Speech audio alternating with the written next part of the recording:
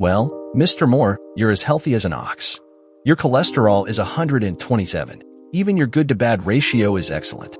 Your lungs are clear. Your PSA is right where it should be, and it says here, you've lost 5 pounds since I saw you last. In other words, whatever you're doing, keep it up.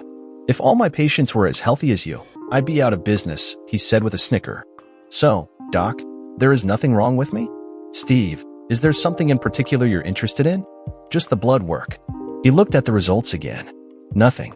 Absolutely nothing, he said, closing my file. I'll see you next year. My nurse will make the appointment on your way out. Damn, that was a load off my mind. At least I won't have to do anything unwanted, the two of them for giving me HIV or STD, I said to myself as I got into my car and headed back to work. That's one thing I won't have to worry about ever again. Now, if I could just narrow down the suspects. You see, I just found out for sure my loving wife Beth is cheating on me with one of our friends. After 9 years of bliss, I'm plotting my revenge on her and her screw buddy, whomever it is. Am I in a hurry? Not really. I've got all the time in the world now that I know Beth hasn't infected me with some incurable disease, and there's not a chance I'm ever going to touch her again, at least not with my body. How did I find out, you ask? She told me. Well, I guess she did come right out and say, Steve, I screwing so, and so she did it a much more subtle way. It was early evening, somewhere in the area of 9 o'clock. It had been a pretty good day all in all, and I was feeling more than a little amorous. Babes, I said in my sexiest voice, you want to have a little fun tonight? Not tonight, she said, opening up her book. I'm a little tired and all I want to do is wind down. I can help you with that. How about a neck and back rub?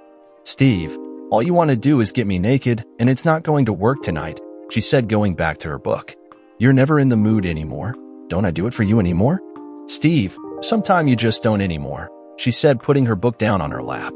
Well, maybe if we did it more than once every 2 or 3 weeks, you could get back in the groove. Steve, what about no, don't you understand? I don't want you tonight. It's that simple. I just stood there stunned.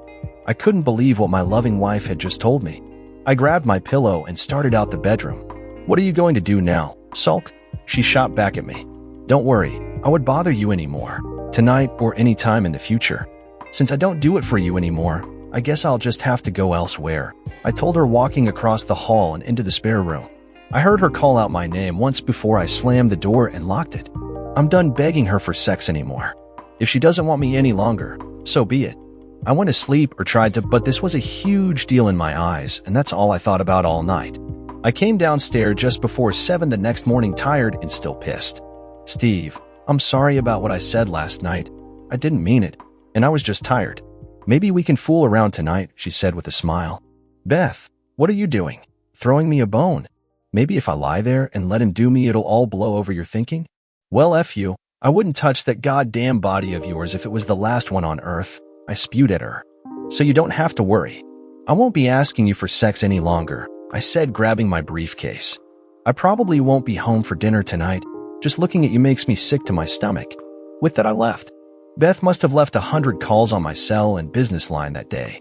When she started emailing me after lunch, I blocked her so I wouldn't have to worry about how sorry she was. She'd become a real a-hole over the last 6 months, and I was tired of it. We had sex about once every 2 weeks, and that was only after I'd almost had to shame her into it. There was always an excuse, and although some were probably legit, most weren't. I used to look forward to coming home and making love to her. I would set the mood with maybe a back or foot massage with Synod oil, but now all she wanted to do was get it on and done with as soon as possible. I had dinner out by myself and hit a local watering hole after that. I sipped on a beer or two while watching the game and didn't get home until well after 11. I thought about sneaking in, but thought what the hell, I hadn't done anything wrong. When I went past our bedroom, Beth flung open the door.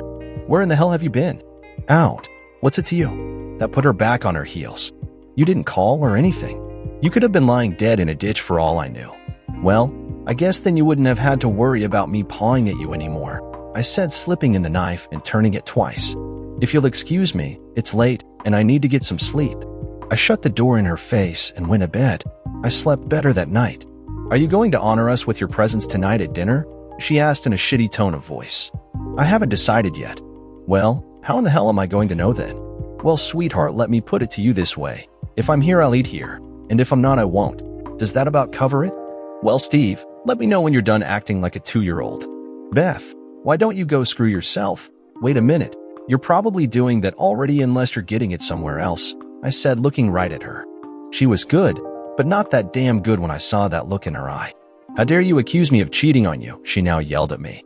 I then pushed it further. Beth, if you're not getting it from me, you must be getting it somewhere else. Steve, go to hell. I don't give a rat's ass if you ever come home for dinner ever again, she shouted at me before turning her back on me and walking away.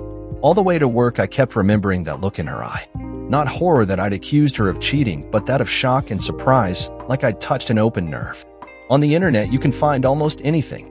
I typed in surveillance equipment and 10,000 items popped up. I kept narrowing my search until I got down to a manageable 100 choices. Finally, I found what I was looking for: a remote surveillance camera with a recording device. It would handle up to 4 tiny cameras, and with the extended memory chip would record up to 5 days, more than I needed. I ordered it and had it shipped overnight to my office. The next part would be tricky. You see, Beth didn't work and took care of our 2 kids, Dan, who was 7, and Amy, who just turned 5. So how to get her out of the house without her suspecting something was going to take some thinking. I didn't eat supper at home anymore, but didn't stay out past 8 o'clock. After all, I still needed to work. Now when I got home, I ignored her and just hung out with my 2 kids. I've got to run to the store for a minute. If it's not too much of an imposition, do you think you can watch your children for about 20 minutes until I get back? Whatever, I said, not even looking at her. As soon as she was down the driveway, I was out to the trunk of my car.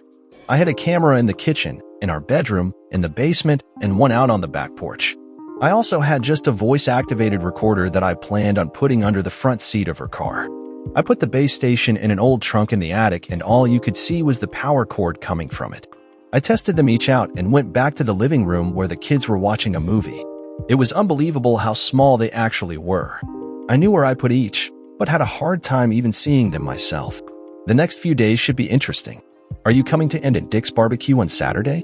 Beth asked Wednesday night. I'm going with or without, so I really don't care one way or another. You see, we were in a group of 8 couples in the neighborhood who once a month put on a barbecue at one of their houses. Every month it rotated from couple to couple, and this week it was and in Dick's turn. It was a potluck and everyone brought something to share. You sweet talking girl, with an invitation like that, how could I refuse you? I said as sarcastically as possible. We went together Saturday night, but she stayed the hell away from me all night. When we started playing couples games, I intentionally did everything I could to see that we came in last place. I watched the tapes for 3 weeks and saw nothing out of the ordinary. The only thing that piqued my interest was a conversation Beth had with one of her girlfriends. I just wished I could have heard both sides of the conversation. He still won't sleep with me, and it's going on 4 weeks. I didn't think he'd last this long. I know I hurt his little ego, but he just won't ever leave me the hell alone. No, we're not getting a divorce. It's not that bad. Well, not yet anyway. I bought a new outfit yesterday at the mall that would bring a dead man back to life, and I plan on springing it on him tonight. If that doesn't work, nothing will. I'll give you a call tomorrow to tell you how he liked it. Well, at least I knew what she was planning tonight. I just wasn't sure how I was going to react. I guess I'll just have to play it by ear and see what happens. At least she's still trying. Maybe I was wrong about her cheating. Even with all my fancy electronics, I didn't have a shred of evidence that even remotely suggested it. I still ate out, not wanting to change my pattern and throw her off her game, but I did get home about 7:30. You're home early for a change, she said with a smile. If you're still hungry, there's some meatloaf in the refrigerator and apple pie in the oven, she said casually, fully knowing that apple pie was my favorite. She sure was bringing out all the big guns. At about 8:30, I carried 2 tired kids up to their bedrooms. I helped them get undressed and put them to bed while Beth cleaned up the kitchen. I gave them each a hug and kiss before turning out the lights. I then went downstairs and turned on the television in the living room and waited. I didn't have to wait long. She was right, that outfit would raise the dead. It was jet black and scarlet red with just enough material to hide what I didn't want hidden. Good Lord was the only thing that went through my mind. You got any extra time for me tonight? She asked, walking into the room. I wanted to scream hell yes at the top of my lungs, but just calmly asked her what she had in mind. I have something in the bedroom that needs your attention. That is, if you're not too busy or still angry with me. Well, let's go look. I don't have anything pressing at the moment, I said, forgetting why I was even mad at her at this point. She took me by the hand, and by the time we hit the bedroom, we were kissing. It was every bit as good as I'd remembered it. God damn, it felt good. We made love twice and fell asleep in each other's arms. I had a wife again. Life was good. No, life was great.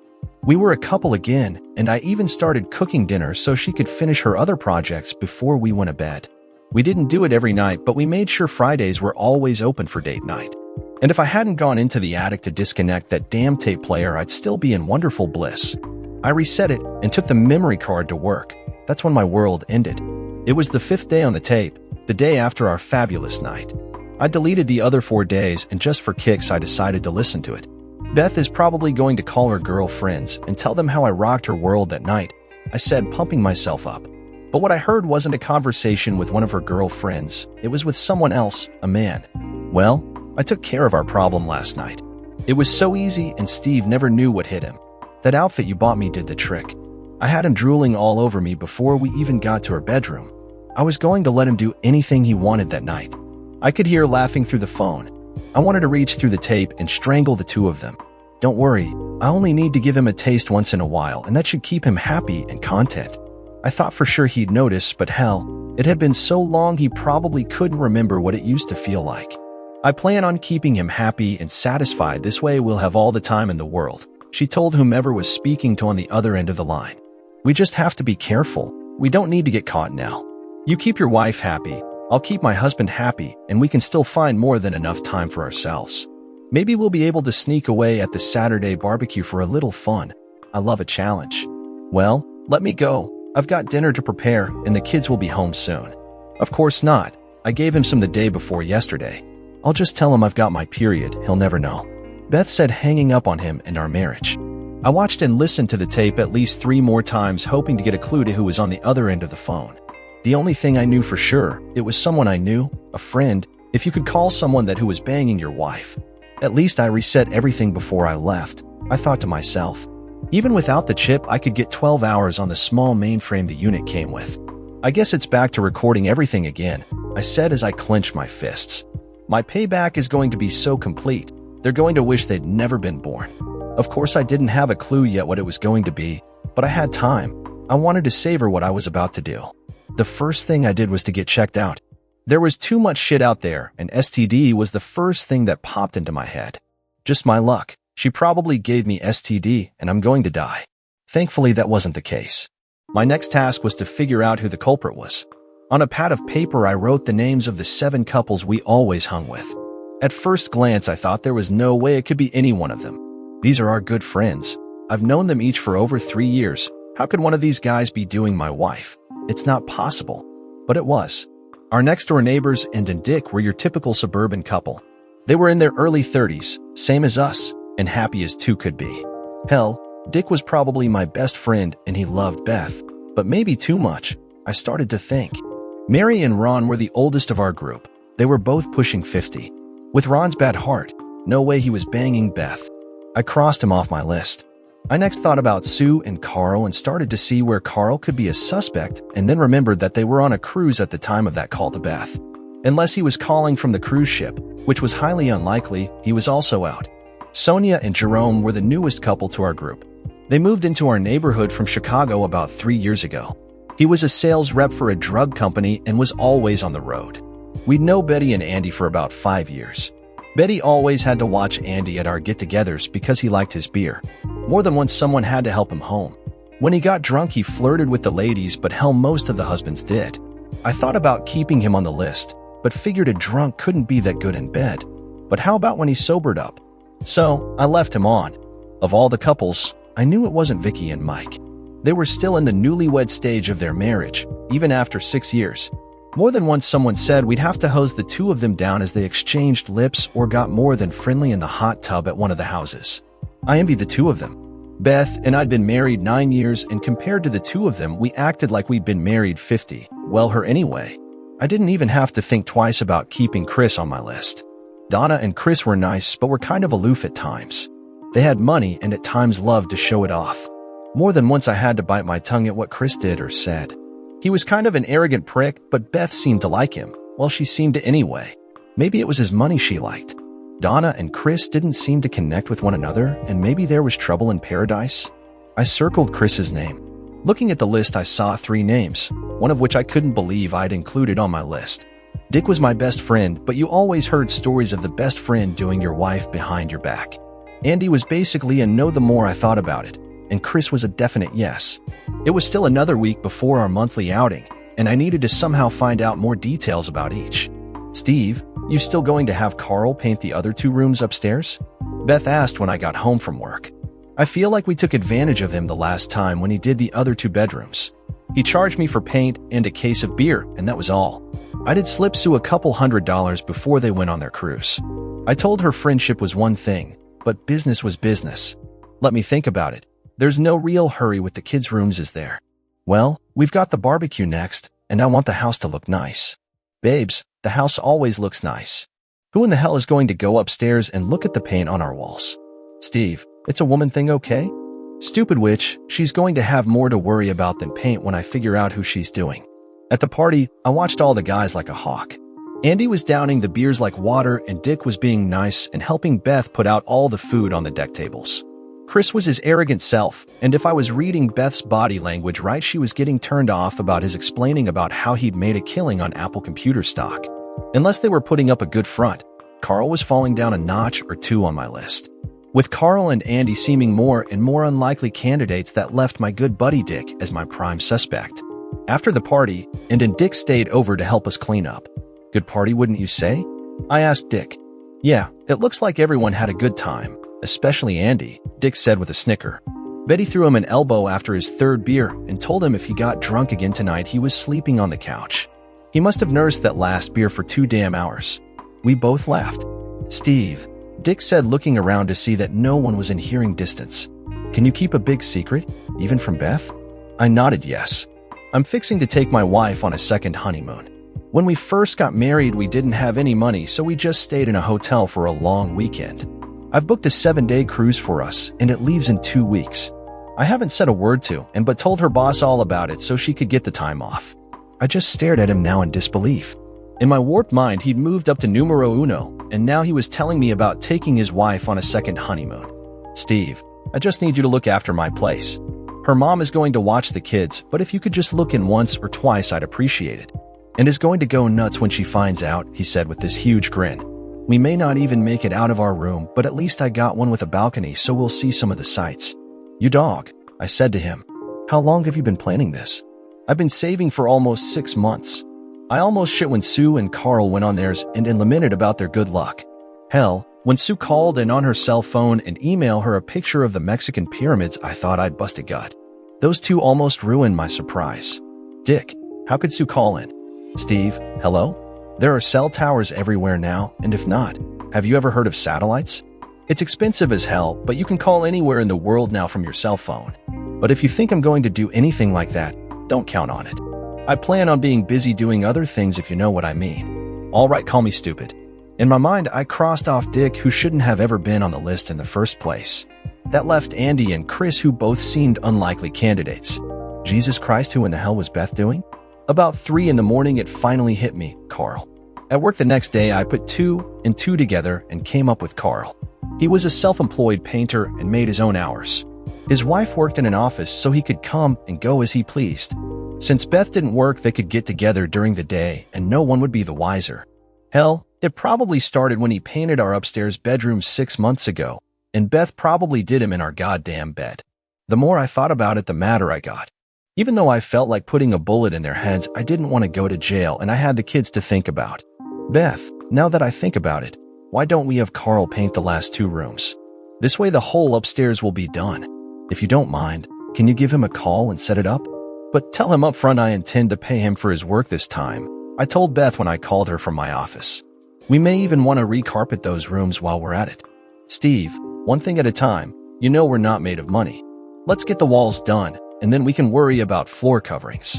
I guess you're right, babes. I don't know what I'd do without you, I said, even though I wanted to puke. You're right. You were lucky to have me. 2 days later in my office, with my door shut, I listened to their conversation. Honey, you'll never guess what. Steve wants you to paint the other 2 bedrooms upstairs. Isn't that wonderful? I guess you plan on paying me the same way as you did last time? Carl replied. You can bet on that. But this time, there won't be any need for flirting. It'll be nice not to have to sneak around for a change. This way you can come over after the kids go to school and we can take all the time we need. I like when you have sex with me in my bed. It makes me feel so naughty when Steve and I do it on top of those same sheets, she laughed. But Beth, remember, I still have to paint the damn rooms. Hell, how long can that take? A couple of hours? I plan on making this project last at least a week. We haven't done it 3 days in a row ever. Beth, I still have to work for a living. I can't simply come by every day and put the meat to you. Why don't you get your husband to take up some of the slack? He's useless and too damn predictable. Beth, are one evil witch, you know that? Just remember, I'm only your evil witch, remember that. Thank God they ended it after that. I thought I was going to puke. It was now time to figure out a plan that put both of them down for the count. Carl would be easy. I'd send a video to his wife, and he'd be paying for the rest of his life. But I wanted more than just that from the two cheaters. They'd made a fool out of me, and I wanted them to feel the pain every time they thought about what they'd done. I wanted my pound of flesh. If I just divorced Beth, most likely she'd get everything even if she were a cheating 304. That meant she'd get the kids, the house, and I'd be paying for the next 13 years and she'd still get to screw around. A bullet in the head would take her out of the picture, but I didn't have that in me, so I needed something in between. Damn cramps, Beth said, taking 3 Tylenol. You'd think they'd allow us to get something stronger over the counter to handle these fig-gin cramps. Why don't you go to the doctor and get something stronger? Don't you think I've tried? That doctor just prescribed some ultra aspirin. If he had a uterus, he'd know what we went through every month, she said, leaning against the bathroom counter. She'd given me an idea, but I didn't have a clue how to make it happen. But I'd find a way. There was one part of town no God-fearing, self-respecting person went unless you were looking for what was sold there. And that was everything. And I do mean everything. I got my old work truck, and in a raggedish shirt and jeans I made the trip. I wasn't sure what I wanted really, but I had a pretty good idea. I figured I'd have to find someone who knew the ropes there. So I picked up a sex worker from the streets. You're not a cop, are you? She asked. Do I look like a cop? She gave me a price breakup of her services, popping her gum. Then I asked, you know where I can score a few joints and some crack? She was surprised. You don't seem to be the type. It's not for me, but my wife. She says that when she's high, sex is a lot better. I figure I'll get her a few things and we can try them all out. For a second, I thought she was going to bolt out from the truck. How much money you got? Enough for a taste anyway, I told her. I don't usually do this, but since you're going to give me an extra 50, I just might help you score, she said, lighting up a small joint. You want a hit? She said, passing it to me. Can't. I've got asthma and it would probably kill me. Well, give me 50 and go where I tell you, she instructed. I gave her 2 20s and a 10 and drove. About 5 minutes later, we pulled up behind a house that was basically falling down shack. Give me 200 and wait here. Leave the windows up and keep the doors locked. If anyone comes up to the window, ignore them, and if he pulls out a gun, well, man, you're on your own, she said, laughing. I knew I was probably making a big mistake, but I did it anyway. Just hurry, I asked. Don't worry, lover, I won't stiff you, she said, getting out and walking through the door. It felt like she'd been gone for a damn hour. More than once I almost left thinking she'd probably gone out the front door and left me. When she came back out, I breathed a sigh of relief. Honey, drive, is all she said, looking around. I guess for cops. I got you 3 nice rocks of crack and 3 joints, she said, smiling. But it's going to cost you another 20. But you said. I started to say and then thought better of it. I gave her the money, she gave me the stuff, and we both got what we wanted out of the arrangement. I put everything in a plastic bag under the seat. I drove extra cautious all the way back to work, switched cars, clothing, and with my stash headed for home. For about $300, I'd get my revenge on the both of them. I planned a 2-prong approach. I'd nail Carl first, then come back and get Beth when she felt safe. Thursday, I picked up a prepaid cell phone on my way home from work. I figure if I got there early enough, I could catch him before he left. When I pulled into the driveway and saw his truck and knew I was in, I broke out one of his taillights and put the 3 joints in a bag under the seat. I walked into the kitchen as he was sucking down one of my beers, talking to Beth. Hey buddy, how's the job going? I asked Carl, looking at Beth for any telltale signs she was doing him. Should be done by tomorrow night. I just need to swing by Home Depot and pick up another quart of trim paint, he said, finishing his beer. Here, let me get you another, I said, getting both him and me one. Remember, I'm paying you in cash this time, I said, giving him $320 bills. I'll give you the rest tomorrow. I spent some of it on the way home, but I think you know I'm good for it, I said with a big smile. We shot the shit, and just before he left, I made up an excuse that I'd forgotten to pick up something at the store and would be back shortly. I thanked Carl for his help and walked out. I was down the street when he passed me getting on the main drag. 911, what is your emergency? The operator asked. There's this guy in a white pickup selling drugs to kids in my neighborhood. I told him to leave, and he said he could sell his shit wherever he wanted to. I've got him in front of me right now, and we're driving down Main Street just past Marshall. His license number is DL5512, and like I said, it's a white Chevy with a broken right tail light. I hung up and waited. We drove and drove until I figured my plan wasn't going to work. A block before the Home Depot exit, a cop pulled him over, and then another one pulled right in behind him. The first cop went up to his truck and I guess said something about his broken tail light as Carl got out, and they walked to the back of his pickup. When the second cop brought out a dog, I pumped my fist in the air. Thinking he had nothing to hide, Carl opened his truck door and I guess gave him permission to search his vehicle. Those dogs are good, as he found the joints in less than a minute. I was loving every second of it when they handcuffed Carl and put him in the back of the police car. I'd seen enough, so with a big smile on my face, I headed for home. Carl didn't make the news, but his picture was posted online under the county arrest website. You'd be surprised how many people have nothing better to do than to look up shit like that on the computer. Someone in the neighborhood saw it, and the news spread like wildfire, especially since he was charged with drug possession and distribution. I knew the possession would stick, but hell, he'd never get convicted for distribution with only 3 joints. But he did have the $300 in cash that I gave him. Hell, he'd be lucky to get any real jail time by the time it was over, but the exposure was what I was looking for, and he got that. Sue, if there is anything I can do to help, please let me know, I told her. I can't believe that it happened. The last time I saw him was when he and Beth were having a beer in our kitchen when I came home early that day. Steve, I never knew Carl even smoked pot. He says it wasn't his, but it was his truck. I'm not that naive. I figured he'd be done with your house by Wednesday. Sometimes I just don't understand him, she said angrily. Well, if you need anything, you know where I live. She thanked me again. Carl was the brunt of jokes and conversation at our next get-together. Sue didn't show either. I didn't blame her. It was there I put the second phase of my plan into play. All night long, I sprinkled crack powder into Beth's drink. I made sure there was plenty of alcohol in them so she couldn't taste the difference. When I told her that I'd forgotten the salad she'd made, she got pissed, especially since I told her I was too drunk to drive. I'm sorry, honey. Here, let me get your purse and keys, I said, going into Betty and Andy's bedroom where our coats and everything else was. I dropped in the 2 vials with the last 2 rocks of crack and went out and gave Beth her keys and purse. Steve, you owe me big time for this. I'll expect at least an hour foot massage when we get home, she said, grabbing her purse. There was only one way to get to our house from Betty and Andy's. As soon as she pulled down the driveway, I did it again. 911. What's your emergency? There's a crazy woman driving a dark blue Toyota down Wilmore Street. She cut me off and knocked down 2 mailboxes, almost hitting my kids. I don't know if she's drunk or high, but you've got to stop her. I hung up and destroyed the phone.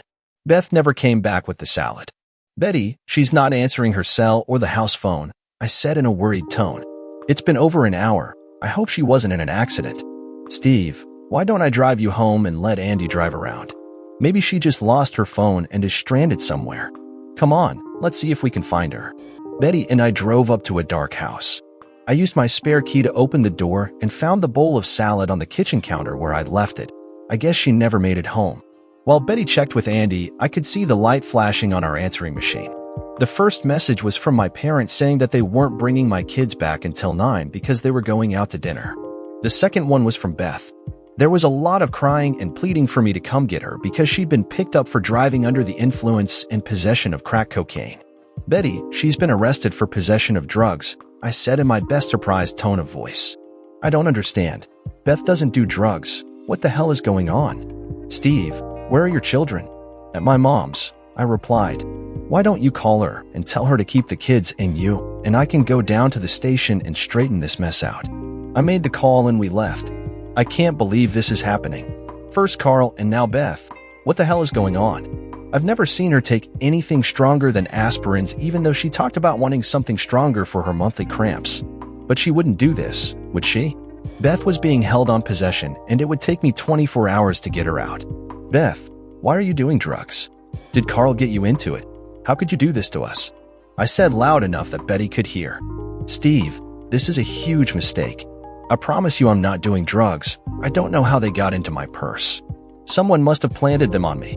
Beth, you're saying one of our friends at the party planted cocaine on you? Do you really expect me to believe that? Steve, you have to. I'm innocent. Well, I won't be able to get you out until Monday when I can get the cash from the bank. You'd better think about what you've done and have answers for me on Monday, I told her in an angry tone. Steve, listen to me.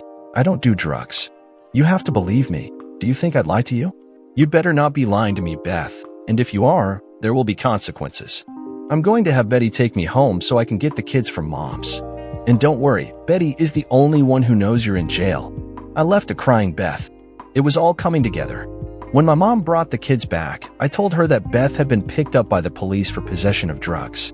She thought I was joking until I told her I was dead serious. She's been acting weird for a while. Maybe something's going on that I don't know about? I told her. Steve, I know Beth. This has to be just a big misunderstandings, you'll see. But it wasn't. I saw to that. With the kids tucked away, I reviewed this week's tape. It was as I suspected. Carl and Beth were having a full-blown affair. The sex bothered me a lot, especially at what they were doing, but the lying and her belittling me to Carl only drove in the stake deeper. I could only watch it so long, especially after she begged him to do things she told me were totally disgusting. I made 3 copies of the tape and went to bed. Mom said she'd look after the kids until Beth got out. I went to work and met with my boss.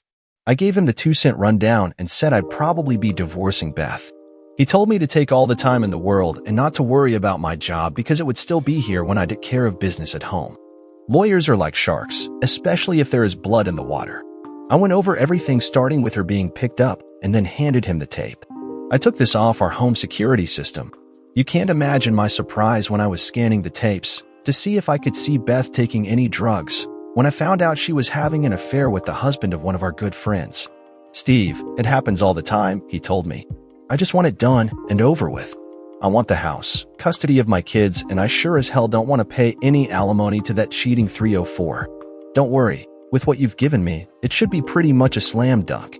Do you think? What's his name? He said, looking at his notes.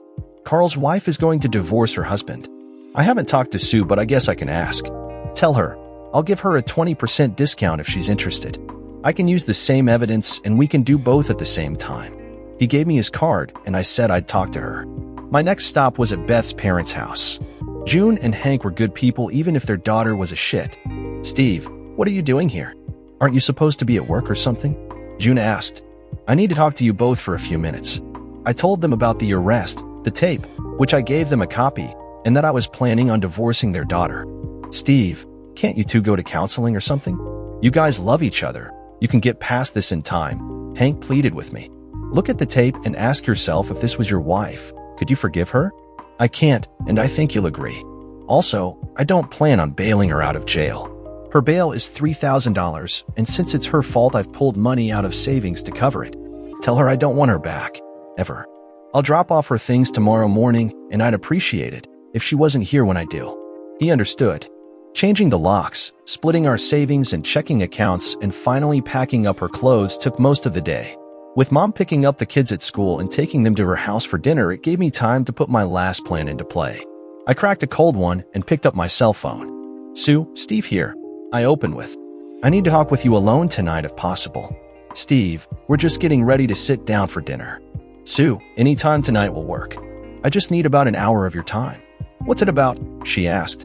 This is something I don't want to discuss it over the phone if you don't mind. Well, why don't I stop over just before 8? Will that work? I'll be here waiting. She told me she had to go but would see me later. All right. What's so important that we had to do it tonight? Sue, Beth was picked up for possession of cocaine Saturday night. Oh my God, Steve, she's in jail? Sue, that's not the half of it. Sunday, I started going through our house security tapes to check if I could see her using drugs, and I found some else, I said, leading her into the living room. I hit play on our DVD and waited for her reaction. Oh my God, is all she said as she watched her husband having sex with my wife. I stopped the tape 30 seconds later. I see you were as surprised as I was.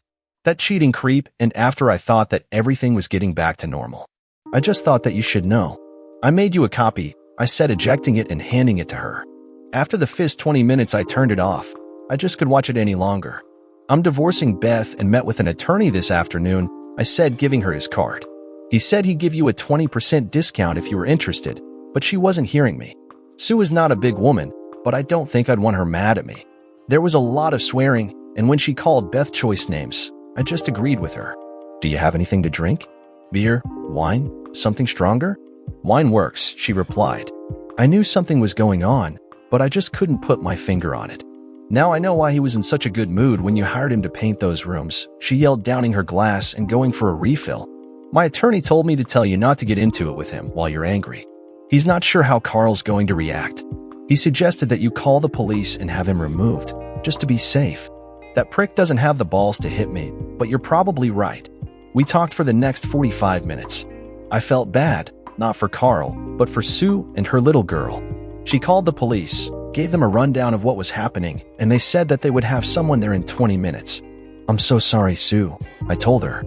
Don't be sorry. You weren't the one wandering around. They were, she said, looking at my lawyer's card.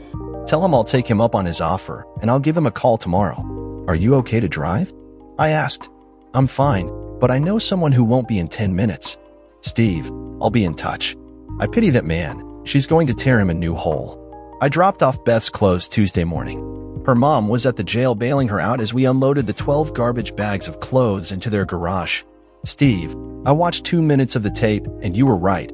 I wouldn't take her back either. Hell, I don't even want her here, but she's got no place to go. I thanked him and left. It started 3 hours later. Beth left call after call on both the house phone and my cell. I listened to a few of them, but they were all about the same. I'm sorry, Carl seduced me, and it wasn't my drugs, as she pleaded for forgiveness. It wasn't going to happen. Sue kicked out Carl and got a restraining order. He was allowed to pick up his clothes and work tools, but that was about it. He got to the bank account before Sue and took out about 75%. She was pissed. We met with our attorney together and signed the papers. He said that there should be problem to get what we were asking for, which was about everything. Carl didn't fight it. He knew he was screwed, so he just signed over everything and gave Sue back most of the money he took. Beth, on the other hand, fought it. She wanted custody and support, but after more than a little arm twisting, her lawyer convinced her to give it up. I gave her visitation rights, but not overnight stays. In 5 months, it was all over. Sue and I did bond, but it never got past that. We are good friends, and I kept it that way. I still get a lot of calls from my ex-wife, but I choose to ignore. I plan to get into therapy to calm down my nerves and plan for my future.